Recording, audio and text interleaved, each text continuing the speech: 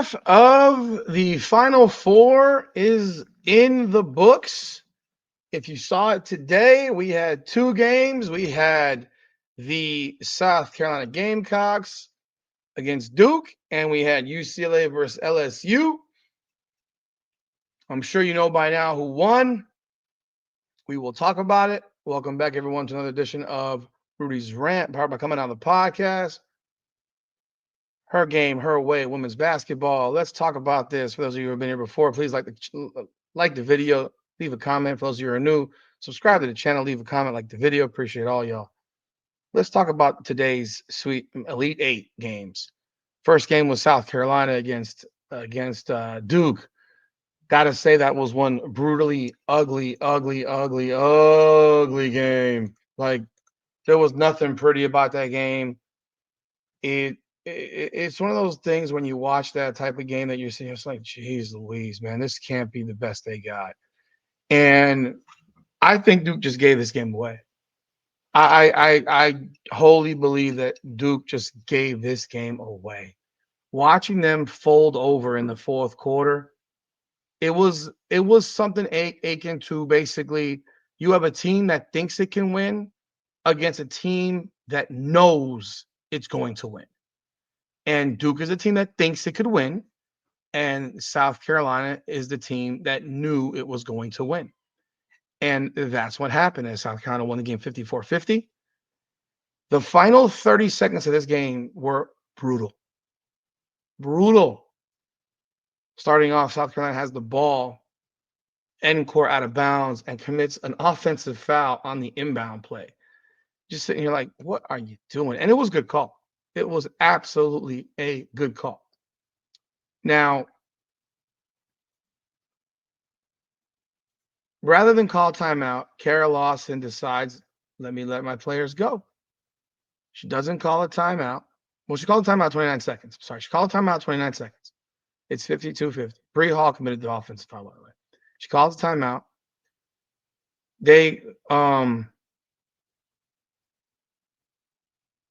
She subs out Toby Fournier. Toby Fournier had 18 points. I'm not understanding why she would do that.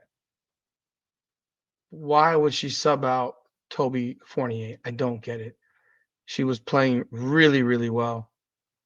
I'm going off the box. I saw the game. I don't remember that, but if that happened, it's shocking to me that actually happened.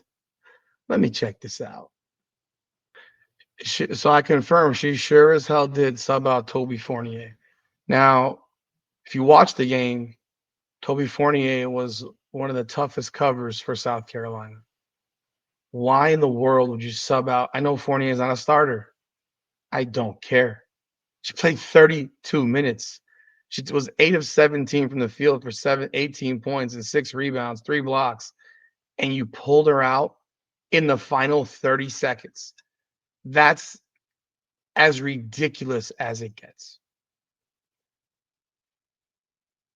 You literally got two starters that had 1 point and 2.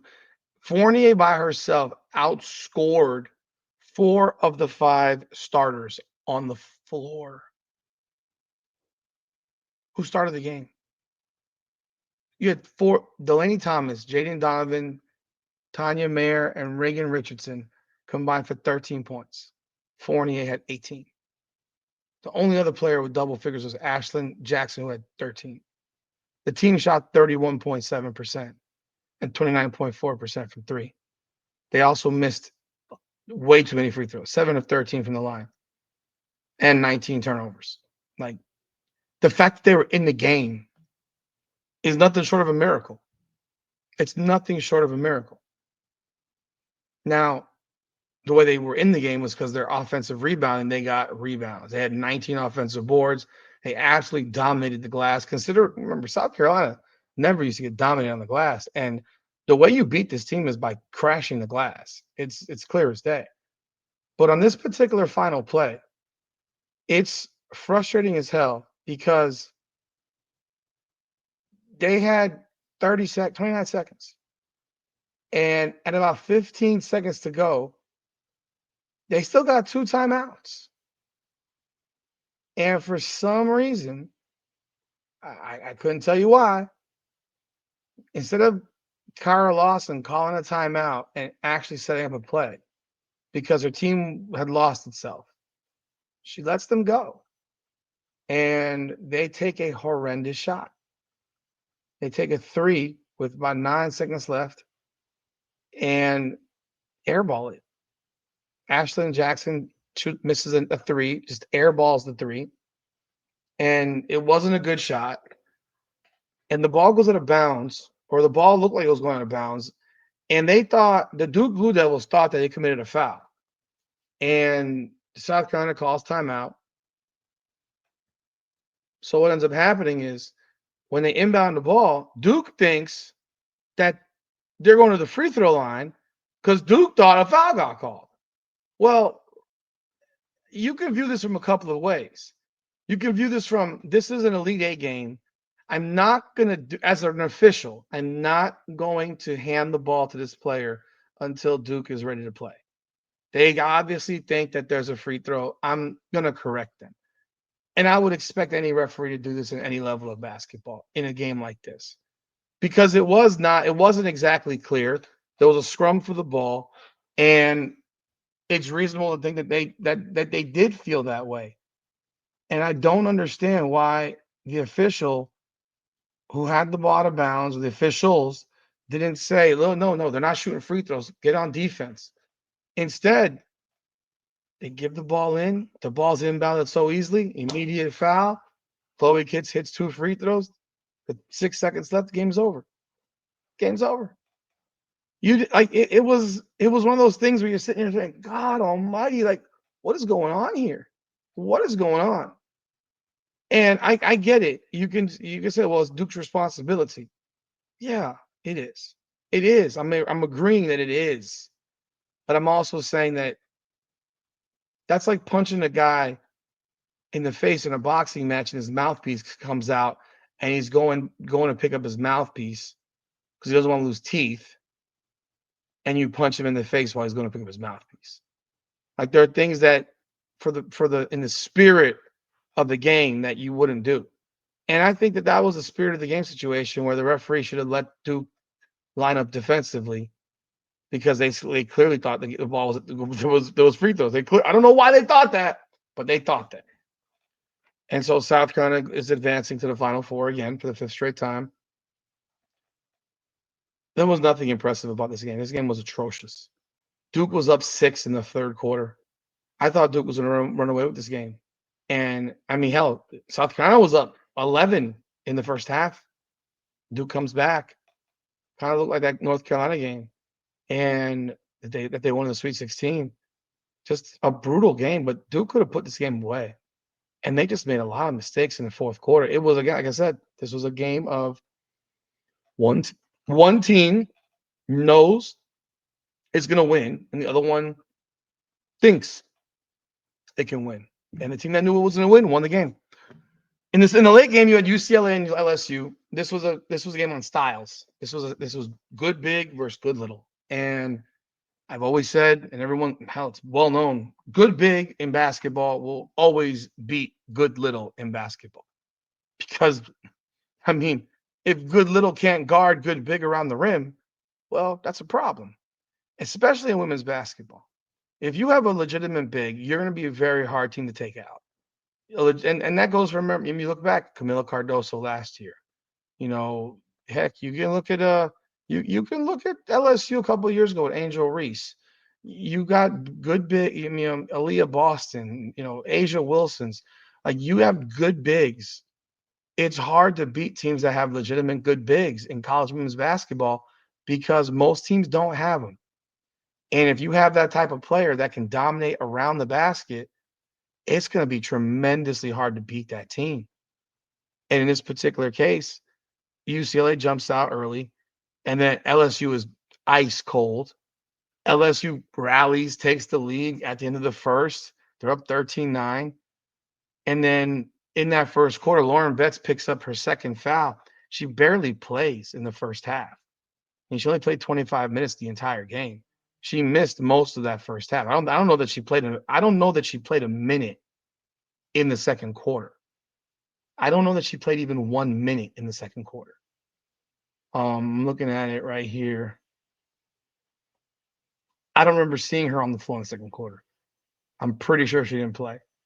And they looked rough in the end of the first when she wasn't out there, but something clicked and they took over the game. And they went up by 6 in that second quarter, went on a nice run, turned a 13-9 game into a 23-17 game. And from that point on, they led the rest of the way. Like, they never gave that lead up. The closest the game got was 28, 25, 23. After that, they never got closer. It was 31-25 at halftime, and Lauren Betts didn't play. And when you're looking at it from that perspective, you're saying if Lauren Betts doesn't play and they're doing that, when she finally gets back on the floor, it's night-night. And they did push the lead in the third quarter up to 14 or 15 points. I think I had it at 14. Was it 14? Yeah, 14. They had it at 14 at 43-29.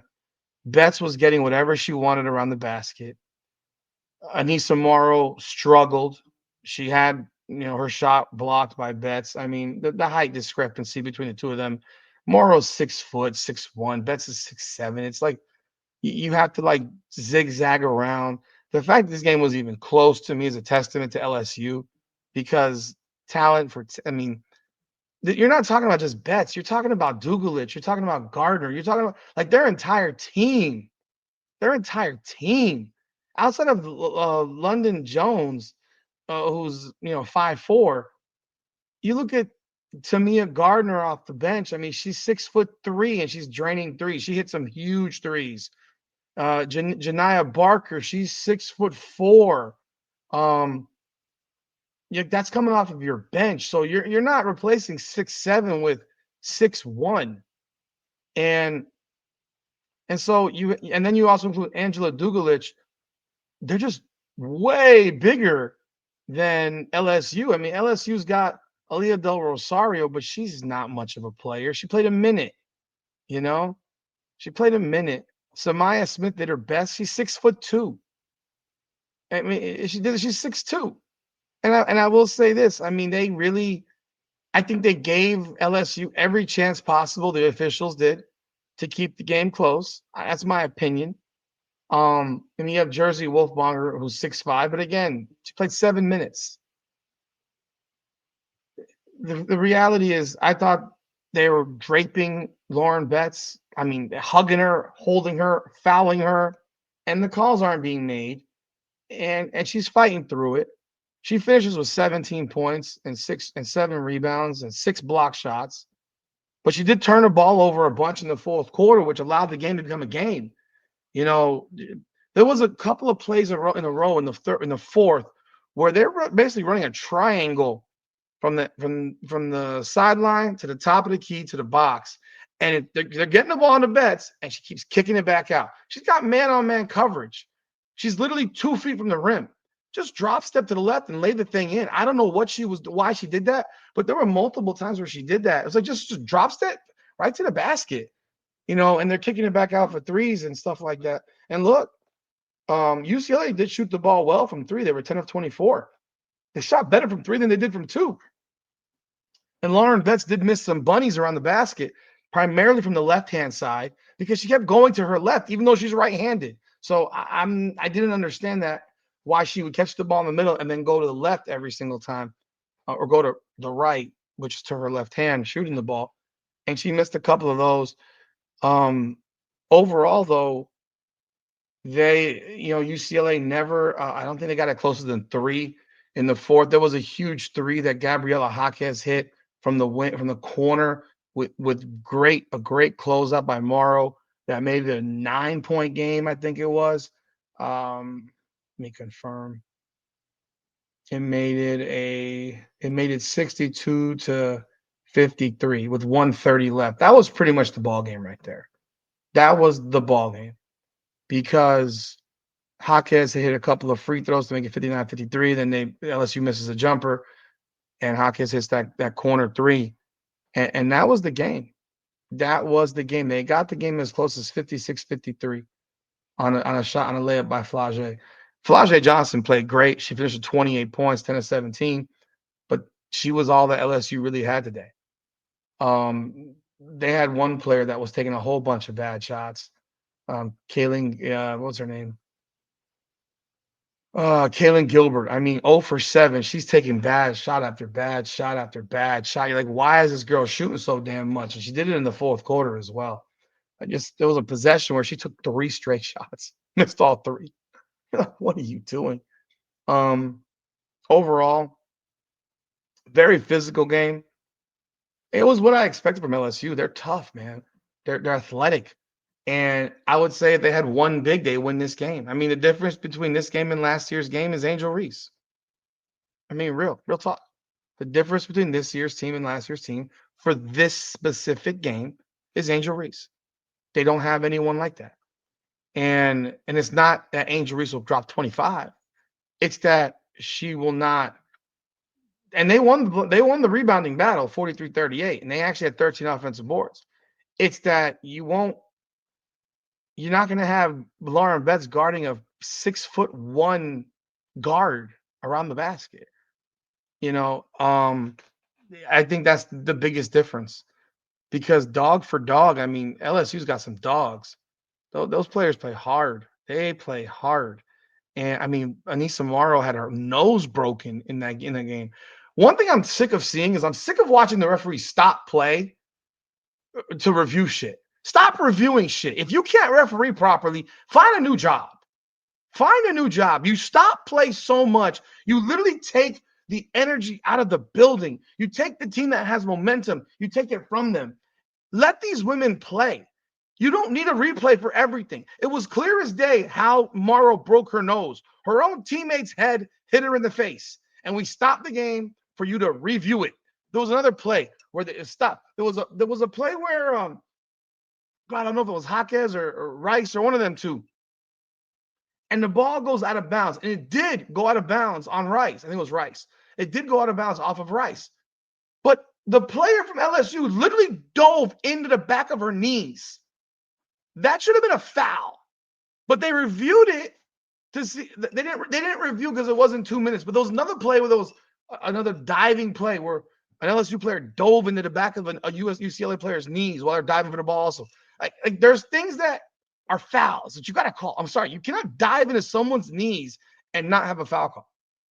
This isn't rugby. This isn't football. You can't dive into people's knees. It's basketball. Especially if you hit the ball and don't touch their knees, diving to the ground and hitting the ball, cool. But you cannot literally put a shoulder into the back of someone's kneecap and then, oh my God, it went off them. Well, I would say if I'm a referee and I don't call a foul on you, I'm going to call it off of you because I could call a foul on you.